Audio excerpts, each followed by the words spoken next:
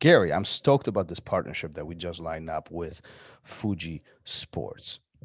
Yeah, it's pretty incredible. We are going to have a monthly giveaway, and all you need to do to enter that is go to therolradio.com/belt and take a survey. And that survey is, do you wash your belt? The age-old question in jiu-jitsu. Do you wash your belt? All the rules are there. So super simple, super quick, and they are going to be giving away some amazing, amazing stuff. Why wouldn't you want free gear? I mean, think about it for a second. One, you're helping us solve this mega question in jiu-jitsu. Do you do or you do not wash your belt? Two, you can see the results on our website as this entire thing is unfolding. And three, you're entering into the giveaway of free gear from Fuji. So just cast your Check it vote. out. Yep. therolradio.com/belt. Cast your vote, and let's get to the show. But before we get to this week's episode, one quick announcement. Next week is when we announce the winner of our first Fuji Gi giveaway, so you don't want to miss out. That's next week at the end of the episode. But this week, Rafael Costa began training BJJ at the age of 11 in Rio and is now an instructor at one of the biggest academies in the world. Whether teaching private lessons or a class of 80, Rafa approaches all aspects of BJJ on an extremely professional level. Listen as Rafa talks about what he believes it takes to be a competitor and an instructor in the world of jiu-jitsu, his views on American and Brazilian jiu-jitsu cultures, and jiu-jitsu versus wrestling attitudes. Here is the RŌL Radio with an instructor at Renzo Gracie Academy and an instructor and co-owner at Greggor Gracie Academy, Rafael Costa.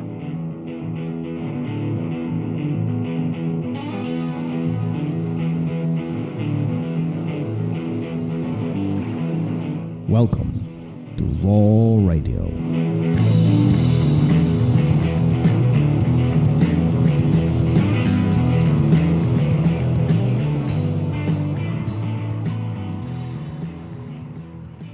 And we are live.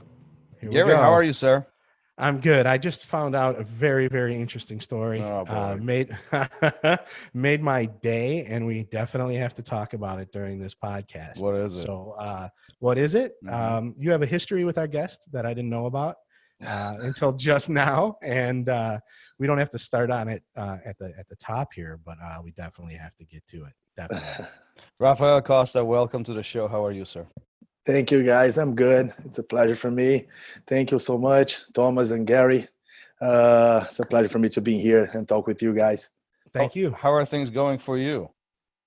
Everything's good, man. Everything's good. I just heard that you had very light 8 rounds of sparring and training, Yes. and you're not even tired.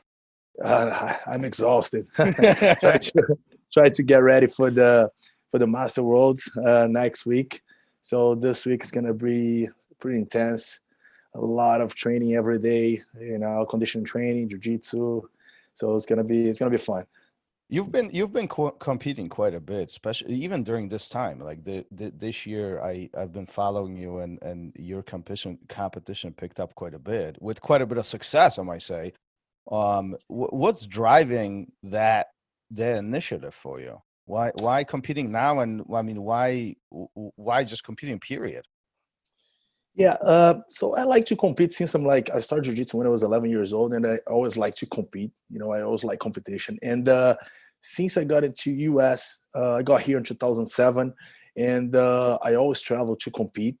And this year, I competed 2 tournaments, Austin and Atlanta in January and February. And after that, we had the pandemic in March. So the IBJJF, they cancel all the tournaments until I think September or something like that. Mm-hmm. And in September, they announced some tournaments, Pan Am's, Houston Open, Atlanta Open, Nationals. American Nationals, yeah, and the Worlds. So basically, I'm doing 5 tournaments in 9 weeks. So Worlds next week's gonna be the 5th one in 9 weeks. So 7 total this year. So, but I'm excited. What makes you push it to that level? A lot of people, and I'm sure you've heard it yourself too, they take this year as a kind of write-off. They scratch it. It doesn't count, doesn't matter. Matter of fact, there are some rumors that all the competition from 2020 won't even count in IBJJF and all the other things. I mean, there's a lot of controversy behind this. Why are you competing?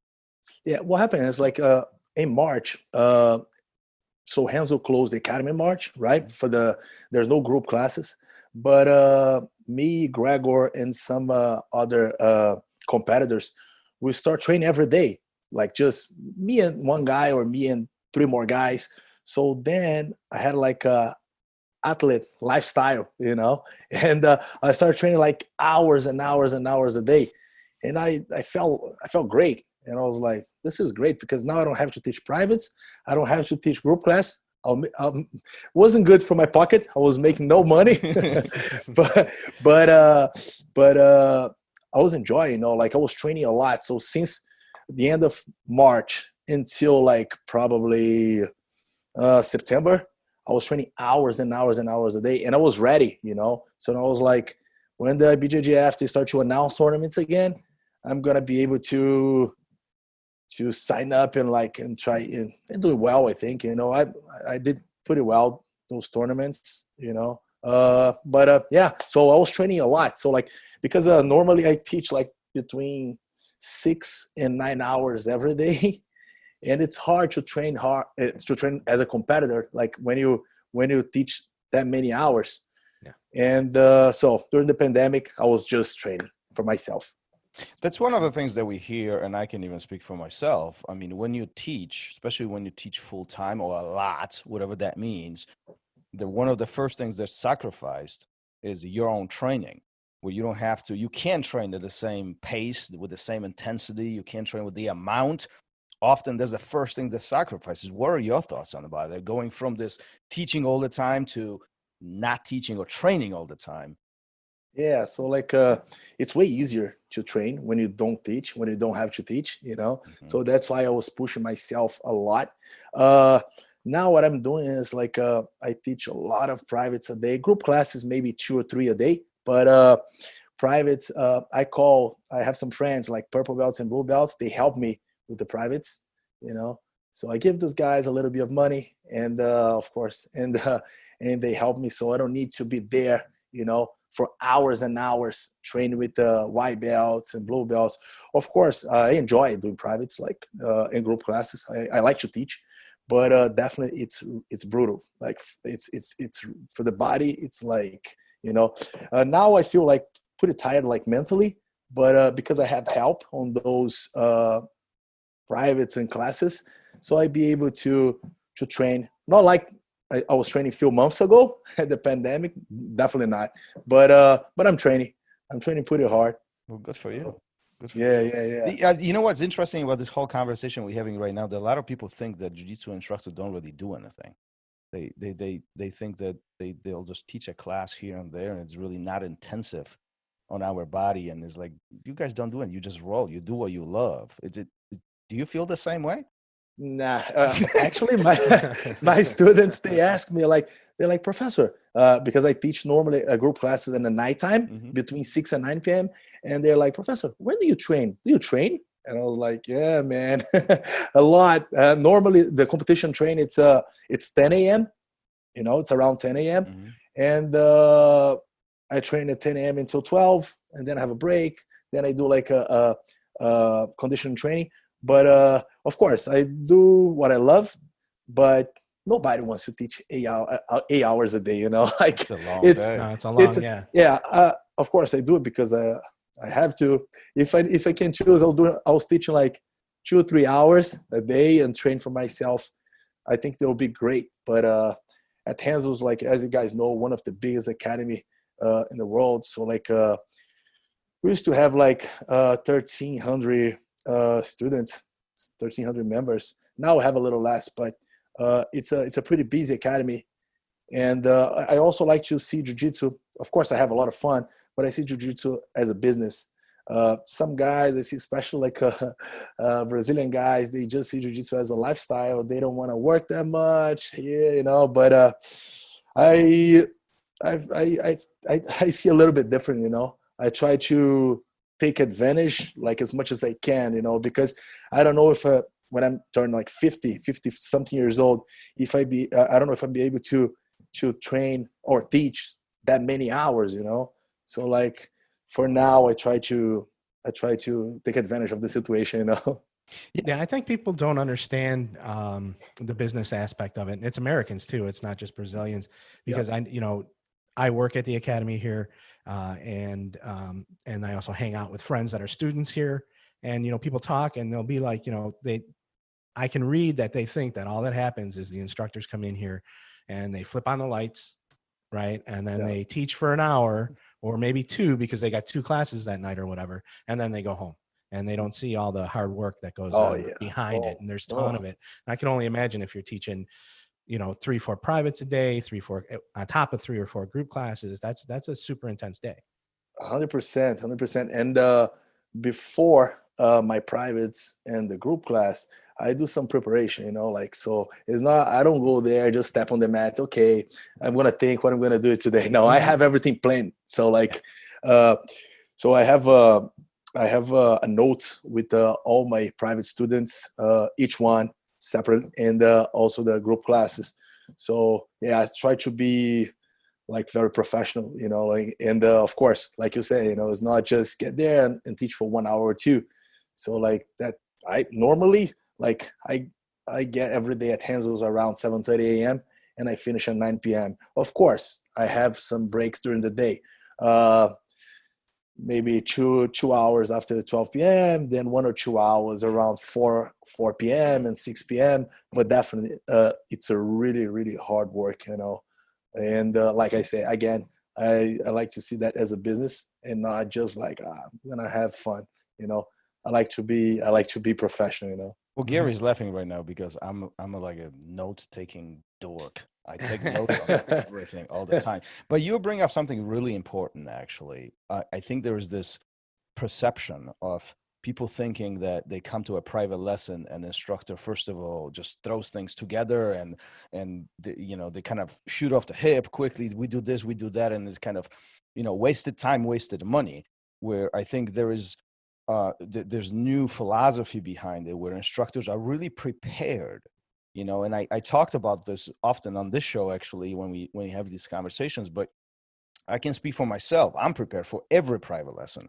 I'll ask you ahead of time. I'll ask you what you want to work on, how you want to work on. So I want to maximize your time as much as you can. And I want to bring you something that you can really walk away with. It's not me just brainstorming and chit-chatting or playing checkers on the mat. We are really learning. And because there is a value, you're right. It's a business, right? There is an exchange of information and money, and it should be taken very, very seriously. Unfortunately, not everybody thinks that way. Yeah, no, you're right. So what I do, normally I have a regular students, they pay package, right? They pay for 10 classes or 20, some guys 30 classes. So these guys, in my opinion, it's easier to teach because they're not going to do whatever they want. They're going to follow my program. I say, listen, I'm going to have enough time with you guys to work. And I do all the, let's say, escapes from side control, mount, back, takedowns, open guard. And I go step by step, And of course, if they have questions, they can bring me questions. But I tell them, say, listen, tomorrow we're going to work in an open guard. We're going to do a tripod sweep and tripod variation. So just example, something like that. This is my regular students. I have card and I control when these guys, they're training, how many times a week, And there's another guys, I don't like to teach this way, but sometimes I have to. A random guy, they ask me for private. So I want to do just one private because I have some questions. So in this situation, I do a little bit different. So I ask the guy what he's going to do. I want to work in an escape from turtle position.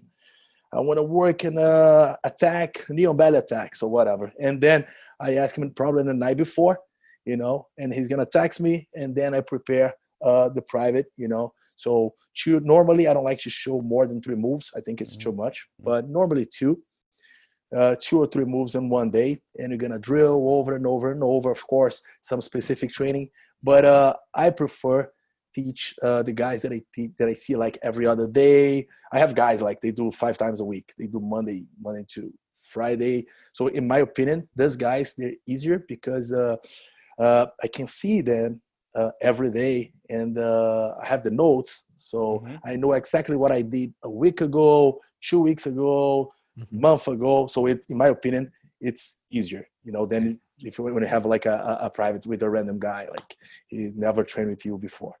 But you know, a lot of people. Oh, there are not a lot of, but there are some people who think that private is a waste of time. What do you think about this? Why would I do private and pay for it a premium dollar? Because privates are not cheap. We know that. No. Right. But why would I do private if I can go to a class? Yes, private's not cheap at all. But definitely, man. Like I tell these guys, I try in group classes give us like a lot of attention to all the students. But at Renzo's, I don't know if you guys know, we have like 60, 65, 70 people in some classes, in advanced class. Beginners, maybe 40. It's hard when I'm by myself to give attention to. It's not hard. It's impossible. Yeah, exactly. Just say what it is. It's impossible. Yeah. One instructor on the mat, and there was, I think, anywhere between from 25 more. I think it's impossible to touch everybody in an efficient way. Besides, yeah, you're doing okay. When the exchange of questions come in, or you have to make corrections, adjustments, at that point, the class is so large that unfortunately some people will not get the same attention. No, you're right. So like it's really hard to go like with 40 guys and try to adjust all the details. So like it's like I say, it's impossible. And the private class, I don't think if a guy just do private classes, he's going to improve a lot. What I tell to all my guys, they supposed to do private classes with me and group classes, you know, because they need to train with because if they train just with me, it's not realistic. I'm a black belt. I'm going to train at the white belt. It's, you know, of course I try get into, you know, mimic like same level as a white belt, but it's hard. So he needs to train with a guy, same belt or one belt above to improve, you know, but some guys, they train with me like, let's say 5 times a week. So normally these guys, they do classes 1 or 2 times a week. If a guy train with me 1 or 2 times a week, normally a guy like that, he does classes 3 times a week, you know. But I really think private, it's if you can afford, you know. Of course, it's not for everybody. I couldn't do privates when I was younger, you know, like, and I remember in Gracie Barra, I'm from the main school, I'm from the big school in Rio, and was like 70, 80 guys on the mat. And people don't even know my name. I was doing positions. They're like, hey, buddy, you know, like I was doing everything wrong, you know. And took me a little while to understand the positions, you know, and how you move your body and everything. I really think privates, it's really, really helpful. That's my opinion, you know. Yeah, I often say to my students, at least, it's like you have these different way of learning. Right, you have a class, there's a group class. You have obviously a private lesson that we talked about. Then there's seminars, there's that. Then there's like drilling classes or drilling sessions where there's no instruction, you just drill, repetition, constant drilling, right? And then you have sparring sessions, which there's no instruction, no drilling. You just go physically, you train hard physically, right? And then there is the other side of all of this where there's, you know, either lifting or cross training or other things to get strong and physically fitted to do what we do, right? So like I just mentioned 7 or 8 different ways of training. The trick is to tap into as many as you can with the schedule and ability that you have, right? Now, obviously, getting into all of them is probably impossible. But if you just one, that's 1 out of 8. If you do 3, that's 3 out of 8. And higher you get with this system, more success you're going to have. 100%. Right? You're going to be stronger, more flexible. You're going to develop the skill set of drilling and so on. And then you're sparring, you attend a class, then you have a private lesson which allows you to define the details. That's when you start growing. This is where the gold of learning comes in play. 100%. So like I try for myself, I do drill sessions 2 times a week with a friend of mine, another black belt. So like let's say I choose like 4 different positions and he's gonna choose 4 different positions, and I'm gonna drill for like 3 minutes, and then he's gonna drill over and over and over for 3 minutes. Then you're gonna switch. And also when I see Greggor, Igor, Hollis, this guy, Enzo, of course, when I see this guys teaching a class, I try to go on the side and watch because, of course, I'm still learning, you know. I don't know everything. I'm far, like a guy asked me, like, when you got your black belt in 2012, I said, I'm so much better today, In 2020, I think everything. I think I'm stronger. I think I'm smarter. I'm more technical. So like you said, I think all the aspects, it's really important. The sparring session, it's very important. Drill sessions, it is important for you to because when you learn a new move, you're gonna try for the first, second, third time. It's really hard. It's really hard to succeed. So like I think drill sessions is really, really important, and also learn the new moves. You see a different black belt. This guy probably is gonna have a different way to explain the position. Because like I tell my students, when I teach you guys something, this is not the way to do. This is the way I like to do. There's a different ways to do the same position. That you're black belt. So like there's a 4, 5, 6 different ways to do armbar from close guard. So like with different details. So I think it's really, really important to try to. Sometimes I go to YouTube and I see a guys like that I know they're good, they're legit, and I try to learn something from there. Also, I really like Romulo Barral. He's one of my favorites. He's a friend of mine, and he has a really a nice Instagram with videos. So I learn a lot from there.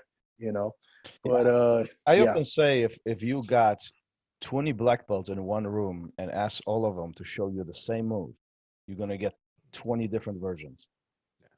100%. There's Yes, no because argument sometimes behind that. you're right. Sometimes I teach a position in class, and blue belt or purple belt. Hey, professor, but I learned this position like a month ago, but the guy told me to put the hand not over here, but on the hip. So, yeah.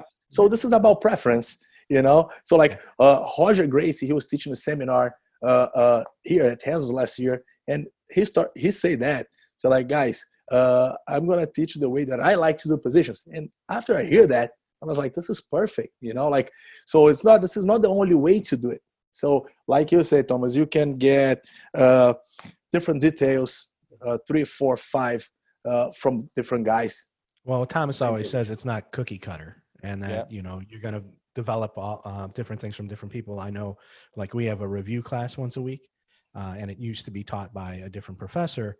And, somebody would be in that class and they'd be like, hey, Thomas taught it different last week. And it's like, well, he didn't, not that much. Right. Yeah. And you're still, the end result's going to be the same. You're just learning it from somebody who has a little bit of a different perspective. Neither one is wrong. Figure out which one you like better and use it. Exactly. So like, I think that's what I said to the guy. I said, listen, now 3 different ways to attack armbar from close guard. So try. See, like, you don't have to do the same way that I teach you. If you think the way Greggor or Hollis or you see on YouTube, you think it's better for you and works in a real situation, do it. No problem. You can always adapt. Man, that's wisdom right there. Right there. I love it. I love it. Listen, let's go back in time a little bit. Let's talk about how all this started. You started when you were 11. I started jiu-jitsu when I was 11 years old. Back in Brazil, right? Back in Brazil. Why did you start? Actually, my mom forced me.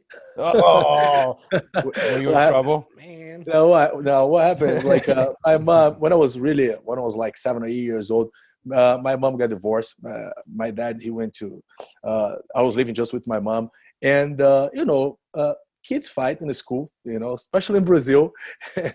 And my mom said, listen, you got to choose martial arts for you to know how to defend yourself, not to beat people, but if somebody mess with you, you can handle the situation. You're not going to come home and cry because you have no father here. So, and I was like, oh my God. And at that time, I love soccer, right? Soccer is I really love. And on that time I was just playing soccer. And my mom, she was like, listen, you're gonna keep doing soccer, but you have to choose one martial arts. Can be karate, judo, capoeira, jiu-jitsu. And on that time, like Rickson Gracie, Royce Gracie, they became very famous, And I was what year is this? Was 1997. 97, okay. So it's right after UFC, this first UFC, okay. Yeah. And I remember there was some DVDs, on that time, and I watched, I think on that time I watched Rickson. And I was like, Mom, I want to do jiu-jitsu. And I started jiu-jitsu. I was doing 2 times a week. Eventually, I think after a couple months, I started like really like jiu-jitsu. But soccer used to be my first thing. Now, of course, it's different. But until I'm like 20 years old, soccer was my favorite sport, my number one. Yeah. So do you go to the academy by yourself, or does your mom come with you? No, I think first time my mom came with me, she wasn't there for the class, but she signed me up, you know. Do you remember your first class? I don't think I remember the very first one, but I remember the first month. I have some pictures, you know, like I think the first month I remember, yeah. You know, was nice. There was a kids class. My professor used to be a purple belt at that time. Imagine 1997. Oh, yeah. And and when I started jiu-jitsu, I don't start from the beginning at Gracie Barra in Rio, because my mom, she lives in like a beach city, like let's say Hamptons here, 2 hours from Rio, and I lived with my mom on this city for five years. And there was a jiu-jitsu academy there, and there was a purple belt there. It was a small city. There's no black belts at that time, 1997.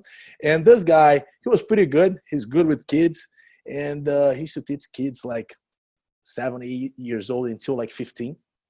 And I used to train with this guy until 11 years old until like 14, you know. And then 14 until 16, I stopped jiu-jitsu for 2 years. Oh, what? Yeah. How come? I was playing soccer. I said, Mom, I want to play soccer. Soccer. All right, talk about that soccer thing. You keep coming back. I know it's huge for you. You play professionally, right? Is that right? Yeah. Let's talk about that a little bit. So how did you get into soccer? Yeah. So like, so I started playing soccer, I don't know, probably I was like 6, 7 years old. And I was good. I wasn't like a phenomenon, but I was good, you know. And in Brazil works a little bit different than here. We have like in each team, it's not like you go to the high school or the college. Over there, each team, they have under 20, under 16, under 14, under 11. So that's how it works, you know. It's nothing relate to the school. You know, it's separate. Right. So like I used to just like be club. part. Yes. I used to be part of the teams when I was under 11, under 13, under 16. I went to Portugal because my dad is from Portugal. My dad's European. My mom's from Brazil. I was in Portugal for a few months, play at Braga. It's a team in Portugal. And then I went back to Brazil. And when I was 19, almost 20 years old, I played professional for 6 months in the first league, like MLS here. And was amazing. It was a great time. But then I realized it was kind of hard. I was good, but maybe not good enough to be like. So define. Let's define it, because a lot of people don't know soccer is not as popular as it is in Brazil. Okay, here in US. Yeah. Right? So let's define for everybody who's listening. What does professional soccer mean in Brazil? Like at which age do you start? How serious this is? Okay, you can be normally when you turn 19, 20, you're professional, but there's some kids, they're like just amazing. They can play professional when they're 17. Wow. 17. Yeah, they can play professional when they're 7. Now there's a kid in Brazil, he's 16 and he's already play professional. Meaning he's getting paid to play. You have heard about Neymar? Yeah. So Neymar, he started when he was 15, professional. And I didn't know that. Yeah, and the people say this guy, he made his first million when he was 16. Gary, that's like you. Yeah, sure. So, in Brazil is different, and the main teams, they pay very, very, very well. Like it's something big, and normally you see some kids, like I came from a middle class family, but normally you see like poor kids in Brazil, when they see the opportunity, they play well in their family. Okay, go sign the contract, you know, and they start making some money when they're young, like 13, 14. In Brazil, that's legal. You know, like when you at that age and you playing, you even have an opportunity to play professionally. Are you really thinking in that categories? Are you thinking I'm going to make money on this. This is what I'm going to do for life. Like, this is your goal at that point? Yeah, that was my goal. On that time, I was a blue belt in jiu-jitsu, but jiu-jitsu was a secondary. You know, like I said, I was doing jiu-jitsu probably 2-3 times a week, and soccer was the thing. So I moved. I'm from Rio, you know, and I moved to Pernambuco. It's like a different state. Let's say New York to California. That far. Wow. Okay. Yeah, and I moved to Pernambuco to play from a team in Pernambuco called Náutico. The name of the team called Náutico. And on that time I was like, okay, I want to be a professional soccer. And but things started going a little, you know. Oh, like I said, I was good, but maybe not good enough to make a real money with that, because on that time probably I got paid probably like $500-$600 a month, you know. So yeah, it's kind of like minor league baseball players get, you know, paid here. So what are your thoughts then? Like, what were you thinking? Like, are you quitting? I kind of quit. Yeah, I was a little disappointed. You know, I was like, that time I was 19, and I was like, okay, what I'm gonna do now? And I went back to Rio and started training jiu-jitsu again. But after that, I started training jiu-jitsu probably 4 to 5 times a week. And I used to work with my dad also. My dad, he has a restaurant in Brazil. And I used to work with my dad probably at that time 5 times a week. And until like 21 years old. And then when I was 21, I decided to, Greggor invited me to come here to US, you know. So what belt are you then? Purple. Purple? So you come to US purple belt? Yeah, I got here, I was a purple belt. Is that the first time you come to US? First time. What's your first impression? These people are crazy. I love this country. My favorite country in the world. No, it was for the beginning. It's hard, you know. You're 21 years old. You live with your parents in Brazil. I used to live with my parents, you know. And I got here, and I used to share a room with Greggor and Tio Chico. Tio Chico, it's a black belt friend of mine. He's Felipe Preguiça's brother. Okay. Felipe Pena's brother. So we used to share a room, you know, here in New York. It was a lot of fun, you know, for the beginning. So we're broke. and I was working at Renzo. I was a purple belt. I was helping, like, teaching the class, because I wasn't teaching, like actually teaching, you know. I was helping Igor, Greggor's brother, Hollis, Greggor's brother. And I was helping the privates also. So this is what, like early 2000s? 2007. 2007. Okay. Did you speak the language? Did you speak English at this time? No, not at all. You can see my English pretty broke. No, your English is pretty good. Believe me. We spoke with some people who, anyway, but it's, but how is that? Because I was in the same situation. I think I was a little younger when I came to US, but I know coming to a foreign country with zero language and really being hard. dumped into this, like, deep water with sharks, essentially. That's how it felt for me. I'm curious, how was that for you, right? You have passion for jiu-jitsu. You come here, you have an opportunity to live with Igor and even a working opportunity, right? So, I mean, it's not that hard, but you can't communicate, can you? No, the problem is, like, we're a big group, like, of Brazilian guys here, right? So we're like 10, 12 guys. We're like 8 guys from Rio. So I know this guy since I'm a kid, like maybe 14, 15. I know Igor, Greggor, Hollis, Neyman, all those guys. And that's the thing. So that was hard for me to learn English, because I was speaking a lot of Portuguese during my day. I still speak a lot of Portuguese. You know, my girlfriend's Brazilian. So, like, all my friends, I have some American friends, of course, but like 80% of my friends, they're Brazilian. So, like, I speak English probably, like, when I teach. It's a few hours a day, but not the whole day. So on that time, for me to help these guys in the class, I used to write in a paper, like in Portuguese, ombro, shoulder, peito, chest. And I was like, I used to look at the notes, put on the side, and Igor was like, okay, go show a takedown now. I was, no, Igor, please, I'm not ready for this. And he was like, no, man, you got to go. You got to start to, you know. And it was pretty bad for the beginning. I gotta tell you, did you ever messed up the words and taught the wrong thing, say a wrong thing when you were teaching something else? Especially the first one, shin and chin. The Brazilian people get confused with that. Now I know it's chin and shin. But like, my shin. And they look at me like, your shin? It used to be like, kind of funny. But I think after like a couple of years, I start like speak a little bit better. I'm pretty comfortable like teaching. That's crazy, right? Of course, my English still not that good, but I like to teach in English. I don't like to teach in Portuguese. I wanted to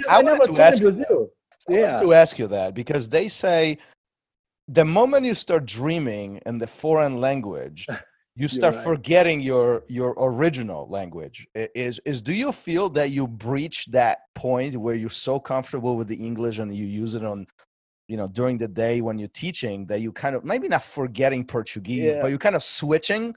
Yeah, not forgetting Portuguese, but definitely I prefer teaching English because it's automatic for me, like I know all the words, I went to Brazil. I was in Brazil maybe 3 years ago, and I have a lot of friends. They have an academy there.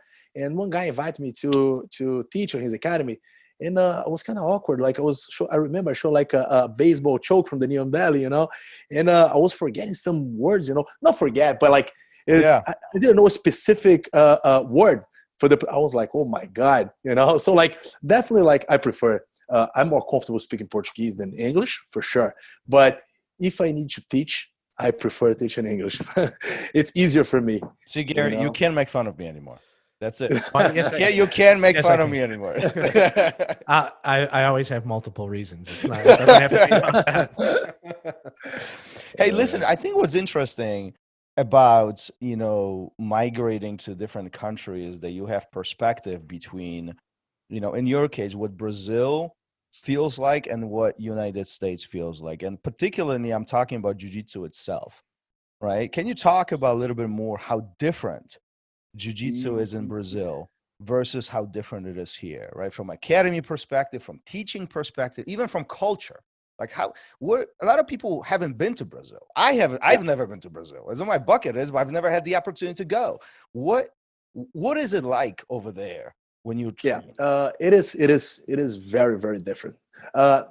Especially in 2007, 6, 5, back in the days. I remember one thing makes me very surprised here is the age group, right? So like in Brazil, you don't see you see guys like 40, 45 years old, 50 years old training, but they're all black belts. You don't see a guy like which I think is that we have this here, and I think it's really nice. Like I have a bunch of students, they're like 60, 55, and they're white belts or blue belts. This is amazing. Yeah, in Brazil, they see jiu-jitsu as like a young sport. Like you have to be young to do jiu-jitsu. Or if you start when you're young and you became a black belt, and then you keep training. So this is when I got here. I see all these guys like 30 years old, white belt. There's no 30 years old white belt in Brazil. Like if you're 30 years old, you're at least brown or something like that. On that time, this is kind of changed a little bit. Because every time I go to Brazil, I go the end of the year and I go to my friend's academy. Now you see, like here, older people starting jiu-jitsu when they're like after 30, after 40, after 50. And I think that's amazing. This is one thing. When I got here, I was very surprised to see like older people starting jiu-jitsu. And I remember my first day in Gracie Barra. Was a little intimidated. Like when there's a stairs and I went up the stairs, I was like 15 or 16 years old. And I look a sign was a Tasmania devil. And they say like, you're going to come in or you afraid? I was like, holy, I was like, it's not very, like inviting. Inviting. Yeah. And I was like, oh my God, there was like a funny, like sign, but it was a little like, it was very like, you have to respect all the black belts, shake everybody's hand. You don't see that here like I saw in Brazil years ago, but you have to shake everybody's hand. You don't, of course, you don't. I tell all my students, like, you don't call higher belts to train. If you're training and a higher belt get close to you, maybe if it's not your fault, you should move away.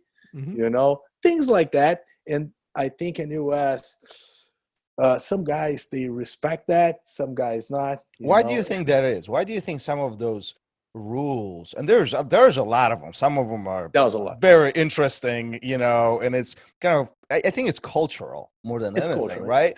But why Yeah. do you think that some of them are frowned upon or not so welcomed, you know, even the one, you know, like calling, you know, a black belt a professor, you know, some academies do it and some don't do it at all, right? Like, what are your thoughts on that?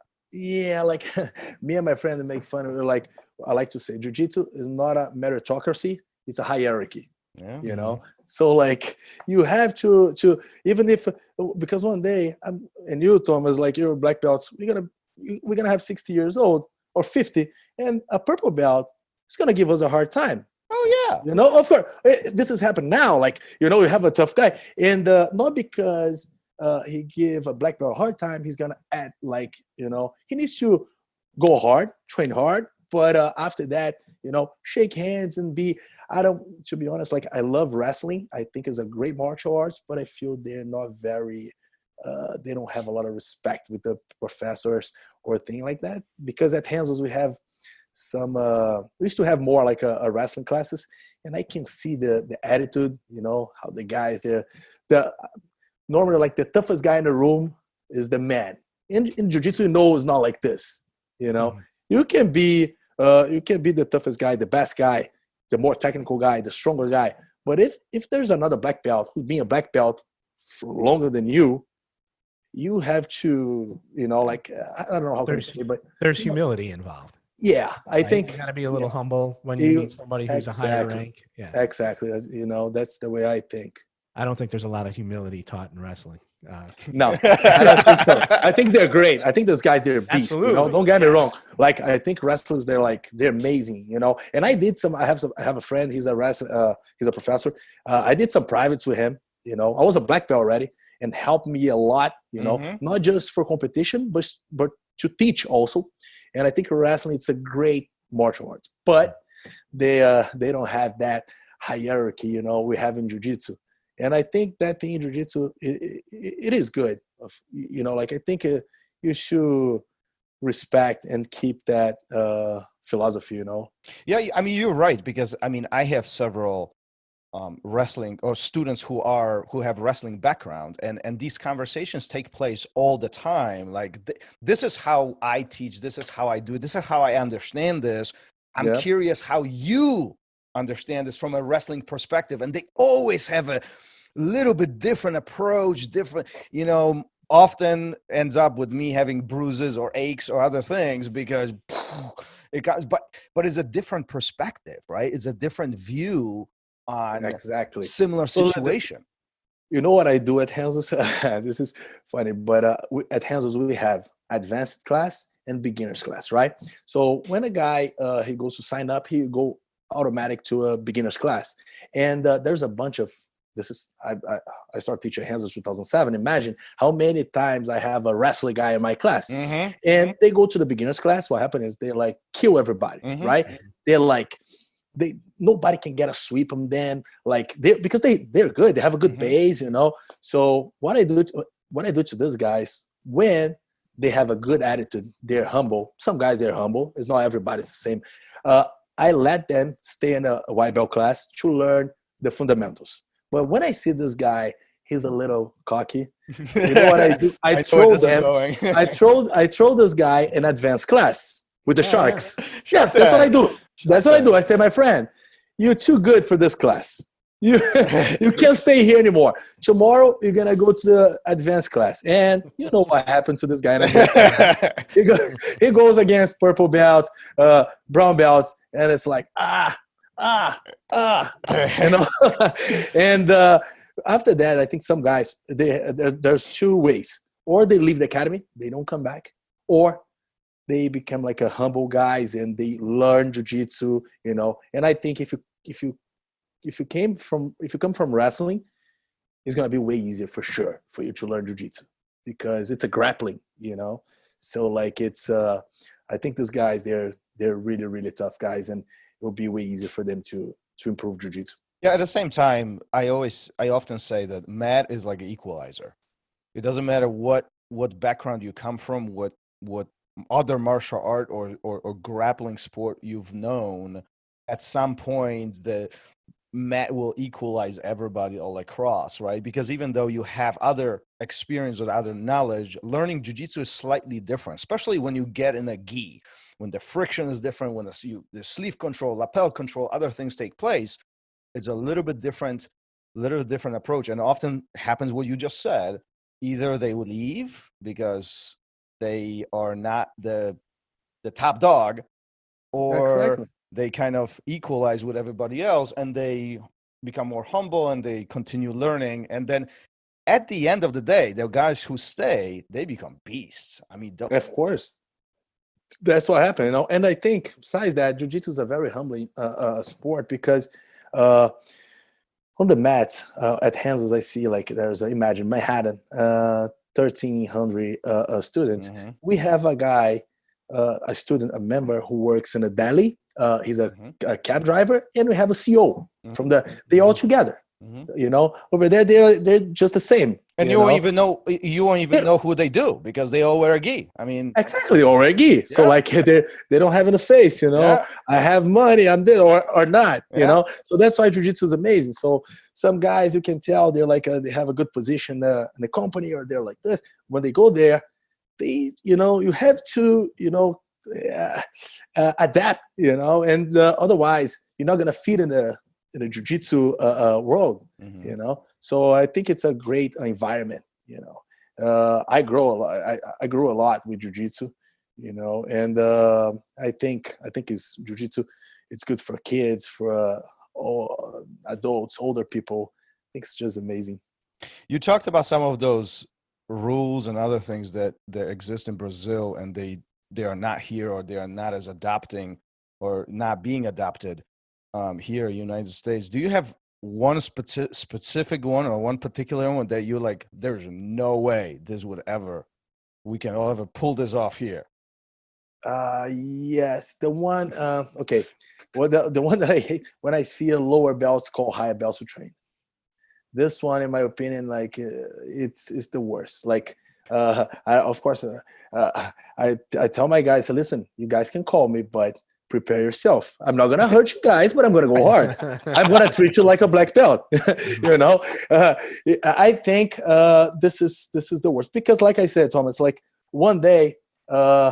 I'm gonna go to the academy on a Saturday morning just to sweat a little bit. I'm gonna have 50 years old, and I'm gonna see a kid come from wrestling, purple belt, jacked, like, hey, buddy, you want to roll? So man, come on, you know. So like you have to. So this one for me is the worst one when the lower belts call the higher belts to train, and it's different when you like, let's say, you're going to visit an academy. Okay. Yeah. I tell my students, when you're going to visit academy, you don't want to hurt the guy, but you're supposed to go hard, right? This is the jiu-jitsu culture, you know. Of course, if I go, I visited some academies in the past, and when I go there, I was there, and the guys, they're like throwing black belts to train with me, and of course, in some point, this guy started like beat me up, you know, but not bad, not to hurt, but just to, you know, to give a warm welcome, you know. But yeah, I really think the one rule, it's like don't call higher belts to train, because some guys, you never know, man. Like I said, some guys they have a different goals, you know. Some guys they want to be a world champion, a Pan Am champion, competitor. Some black belts, I have black belts at Hansel's. They're doctors, lawyers. I think those guys, they really wants to go there to do a war. Like they want to sweat a little bit, they want to do a technique. So imagine if this guy, he has to deal every day with a bunch of 20-something years old, call them to train. You know, Well, that's yeah. the way I see. That's the way I see. You know, I know different other people's gonna say, "Oh no, I don't agree with that." Fine, but the way I see this situation, like I feel a little uncomfortable when I see a lower belts call higher belts to train. You know. So Go ahead, Gary. Well, the world I live in, it's always higher belts, and The way I adapted, even, you know, when I first started too, though, would be you just make eye contact and you raise your eyebrows, and they'll let you know if you can come over or not. You know, it's just like Yes. you raise your eyebrows and they either pay you no time at all, they look away, or they'll wave you over, I'm and like, then you go over and you get destroyed. come on over. Let me You beat the learn crap out of something. you. Yeah. But Exactly. But yeah, it's but a good way. you There's a way never to do that. vocalize it, right? You never say, hey, Exactly. Like you say, you can look at the guy, don't stare at him, but you can look at the guy and see if he looks at you, hey, buddy, come on. But not like, hey, you want to go? Say that. Right. It's like, you Yeah. want to prove to somebody, like of course, there's a people with the same belt than you or lower belts that you can call, Mhm. So if the black belts are the only option, if you're lower belt, black belt is the only option you have, raise your arm. Right. I see a lot of guys doing this at Hansel's. They don't want to call, and they're like, and eventually, people are like, hey Yeah. man, you wanna, I think what you're saying is, listen, it's all about the respect towards your training partner and Exactly. towards your instructors, right? Like that's what it boils down to. Like I think right. if you show us signs of respect towards everybody around you, I think we're gonna have a great training group, instructors. Obviously, like I don't know one instructor who would not want their students to get better, right? Like I mean that course. doesn't exist. So like I don't know. You're right. Yeah. Sometimes This is- these topics get really, really, really crazy, and it's just imagine you interesting. have imagine, I don't know how big is the academy, you guys, how big is your academy, but imagine at Hansel's, like, and you have to teach this jiu-jitsu rules to 1,000 people. Oh yeah, It's really hard. Like, I don't want to be rude. I don't want to say, oh man, this professor Rafael, he's an asshole. No, I don't want to, I try to be nice with everybody, but I just try to teach what I learned in the past, because this is not going to be on the walls.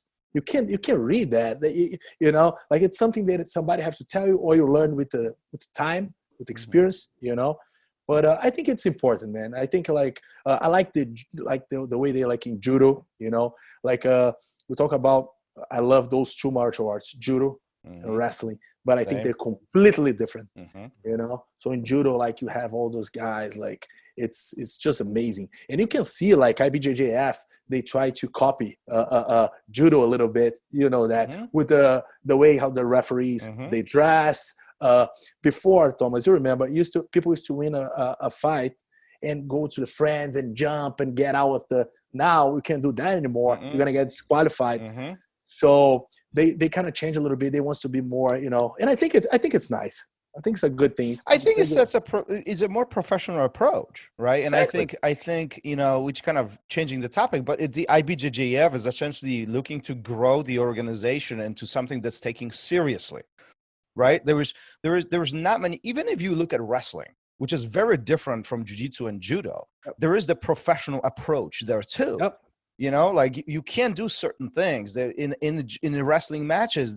These are the rules. This is how it, referees are dressed certain way, especially same thing in judo, especially if you look at things like Olympics, right? Or worlds, a very high class level events, all that is taking place. Not only rules, but the presentation. Exactly. Because end of the day, this is entertainment for spectators. Exactly. Right? Without the One spectator, day, you're right. nothing. So yeah, one day he wants to see, we all jiu-jitsu guys, he wants to see jiu-jitsu at the Olympics, right? So it'll be amazing. But like you said, it's a lot of things involved. They need like a good that's why I grew up competing at IBJJF. Nothing against other organizations. There are some really good ones, and other ones, of course, I'm not going to say names, but I competed before, and they have no respect for the athletes, because you're supposed to compete at 10 a.m. and I compete at 4 p.m. Oh, yeah. So like you don't see that in IBJJF. So they tell you the schedule. Okay, tomorrow you're gonna fight 11:25 a.m. and I guarantee you 11:20 or 11:40 you're gonna be on the mat and you're gonna compete. So like I really think IBJJF, they're just amazing. I think they're really good for the sport.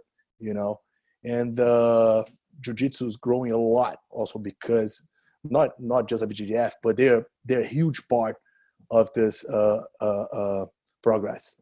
Speaking of IBJJF, do you remember when we met? Yeah. Thomas beat me twice. Oh. 2 times in one day. Come on. That's not why I'm bringing it up, because Yeah. I just showed Gary the videos. He had no clue that we've known each other. Yeah. So And this guy, I think, won by points. He choked me out. Man, I'll That never was a forget long that. time ago. I want my revenge. You would clean the mats with me right now. I'm kidding. No, Thomas, great. That was great. We're brown belts on that time. Yeah. I had no idea, and before we started, like literally 2 minutes before we started recording, Tom sent me these videos. Thomas kicked my ass twice. That's you know, as much as I respect him, I was hoping it would go the other way. So in that rematch, I know you're training 9 hours a day now. No, keep it up for the rematch. Yeah, but that was a good tournament. So like I remember I fought him in the first fight, and then he beat me, and he went to the final, and I fought a guy from Chicago, Mark Vivas. Vivas. Yeah. And was a draw, me and Mark, and the referee gave to me, and went to the final with Thomas, and he beat me again. But it was nice. It was a fun. I competed in Chicago like 3 times, I think, and that was fun. That was I have good memories, you know. Yeah. Well, next time you're in Chicago, you need to stop by my academy. But 100%. We'll get there when we get there. Listen, so you're training hard. Seems like the life is interesting. The kind of leading towards. I mean, you're doing jiu-jitsu professionally now, right? It all started kind of with soccer being the professional approach, the dream that didn't work out. You going into jiu-jitsu. How do you think the jiu-jitsu profession is going to unfold over the next 5 to 10 years before you get 50? Like, where do you see this going? I really like these tournaments when they have a good like a prize, like they pay well, you know, for the athletes, because IBJJF it's amazing, but they don't have many tournaments with like pay the athletes. You know, of course they give a lot of prestigious like Worlds, Pan Ams. If you win Worlds, for us it's like winning the Olympics, right? So kind of, and but I really think jiu-jitsu is growing. You know, like I said, we have many organizations. Like we have in the past, Metamoris. Now we have in Brazil 2 big ones, BJJ Bet, and the other ones BJJ Stars. Like they brought some American guys, so like that means they kind of pay well, because the dollar now compared to real, the Brazilian currency, it's pretty strong. So and those guys, they put a lot of money on the events, and I think jiu-jitsu have in 5-10 years gonna grow a lot. You know, that's what I can see. And are you opening your own academy? I have my own academy with Greggor. What we did, we opened 2 years ago in Brooklyn, like 40 minutes from Manhattan. So we had a small academy, me and Greggor and one more partner, Fabio, another black belt. Yeah, I knew you were teaching over there. I didn't know you were part of the organization. Yes, 3 guys. Awesome. Yeah, the problem is we still have the academy, but we closed in March because of the pandemic, and we have a deal with the landlord and this and that. So we don't know. We don't know yet when we're gonna reopen, because for us it's hard to reopen with all the restrictions, because we're very small. You know, we have like 1,400 square feet. You know, so like we're doing very well. We used to have like 175 students for a small academy. You know, that's pretty good. But we closed in March, and now I'm full time at Renzo's. At Renzo's, yeah, privates, group class, everything again. But yeah, I still have academy with Greggor, and it's pretty successful, you know. But we'll see what's gonna happen now. Yeah, there's a lot of unknown at this point. Exactly. See what's gonna happen, right? Exactly. Yeah. We had a meeting with the landlord, so we're not paying rent for now. But there's a lot of things involved. You can see, like in New York, just Renzo reopened. I think Marcelo's still closed. Shaolin, Vitor Shaolin is still closed. Unity, I'm not sure. Maybe Unity they reopened. But most of the academies, Fabio Clemente used to be a big academy here. I think he also closed. So like it's kind of hard, you know, because you need inspection, you need a bunch of things. So like it's tough times. It's just, I think it's hard for us now to reopen. Do you think Jiu-Jitsu is going to get bigger after this pandemic is under control? Or do you think Jiu-Jitsu is, people are going to be more hesitant to actually train Jiu-Jitsu? That's a good question. What happened at Renzo's, like the old students, a lot of them, they still away. They freeze the membership and everything. But at Renzo's, we have a lot of new students, like new guys. Like they started after pandemic, like after we reopened, in September. This is crazy because the white belt classes, you look at the white belt classes, I just see new face, new guys. And this is making me, I was very surprised when I saw that. I was like, I thought it was going to be just the old students, but no. I think after we all get the vaccine, everything will be normal again. I think everything will be back, I think we're going to be fine.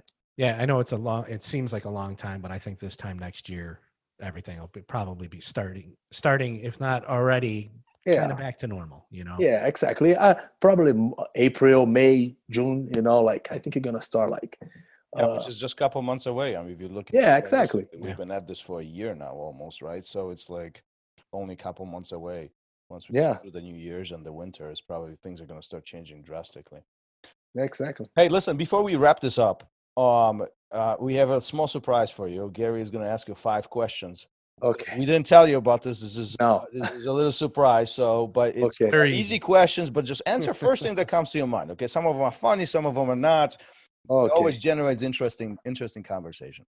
Yeah. So we already talked about this a little bit. And since you started so young, it might be hard, but what was it like the first time you stepped on the mat? It was kind of like intimidated, Yeah, it was like, especially like I say, back in the days in Brazil, Jiu-Jitsu wasn't like for everybody. It was like even like my mom, her friends, like, put your kid in Jiu-Jitsu? He trained Jiu-Jitsu? It was a little Jiu-Jitsu in Brazil back in the days was like for like, I don't know the perfect word. Is it true that Jiu-Jitsu was actually viewed as a kind of a bad sport or something that you don't want to be part of? You're right. I heard a while back that this is bad. Like I was like, the thing is, because there was some Jiu-Jitsu guys, some of them, they used to fight in the streets, in the clubs, and used to be pretty bad. Like they see Jiu-Jitsu guys, like that's why when I start training, my mom, some parents, they like some people from my family, they talk to my parents, they're like, you're gonna allow your kid to do Jiu-Jitsu? This is not a good sport, It's not. It used to be kind of like for like bad boys, different than here. Like when I go to the airport, like sometimes I do like an immigration because I still have a green card. I'm not a citizen.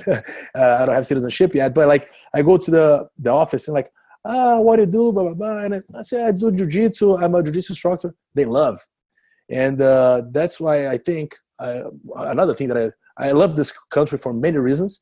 But one good reason is that because they look at us like, you guys are cool guys, like it's nice, in Brazil it's not this way. Now that's changed a little bit in Brazil. Now you can see people have more respect, but still, it's not a very friendly martial arts. All right.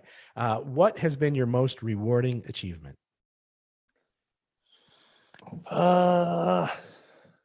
Doesn't have to be Jiu-Jitsu related. Yeah, anything you want.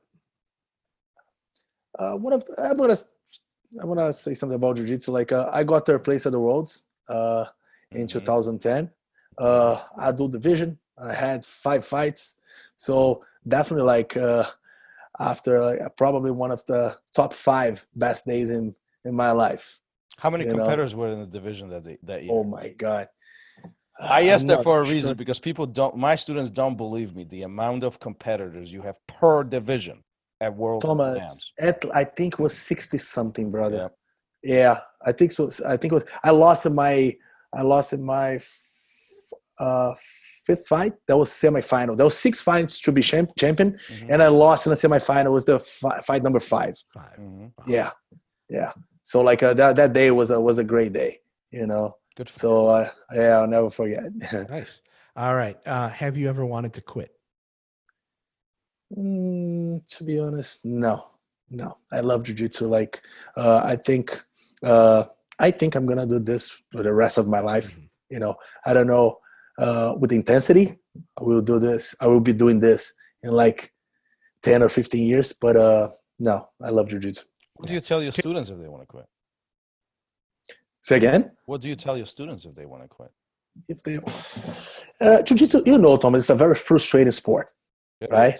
It's very frustrating, And some guys, they want to quit, and I was like, man, I try to tell what I have been through in jiu-jitsu, and my experience, and I try to help them, So I try to convince them with nice words. Jiu-jitsu can be frustrating, but in the long term, they can be something like very important, not just on the mats, but outside in your life. It's gonna help you with a lot of different situations. Is it frustrating for you when students want to quit? When you have is it frustrating for you when a student comes to you and tells you, "Hey, I want to stop. I don't want to do this anymore. This is not for me." Blah blah. Yes, normally, like, they don't say that. They just disappear. Yeah. That's why I asked that. Normally, you don't hear that. I probably heard that like a couple times, but it's not very often. Normally, they disappear. No, I got hurt. I'm traveling, this and that, and they find a way. They go to CrossFit because you don't have to compete against nobody. You just you just do your own thing, or they start like running, like. So I don't hear that very often, but when I do, I try to say like good things, like, and pass my experience. Mm-hmm. All right. Describe your feelings when you received your black belt. Oh my God. I'm going to be honest. When I received my black belt, I kind of expected. Okay. Did you know? Did you know or no? No. But I had like 3 years of brown belt, and I was doing kind of well in some tournaments. I got third place at the Worlds, and in the third year, I was like, we had like a belt ceremony at Renzo's. We don't have that anymore because it's, like I said, it's frustrating for a lot of people. Guys expect a belt. And a lot of people was quitting because they think they're gonna get blue belts, purple, brown, whatever, black, and no, and they end up like, okay, I'm gonna leave this place or quit jiu-jitsu or go to a different academy, and we don't have belt ceremony anymore. But when I received my black belt, yes, I was kind of expected, but it was an amazing day. I was so happy, and it definitely was a very important day of my life. All right. And the last one, do you wash your belt? Never. Never. Because I'm gonna lose my knowledge. Right? I never wash my belt. If you smell my belt, oh my God. It's pretty bad.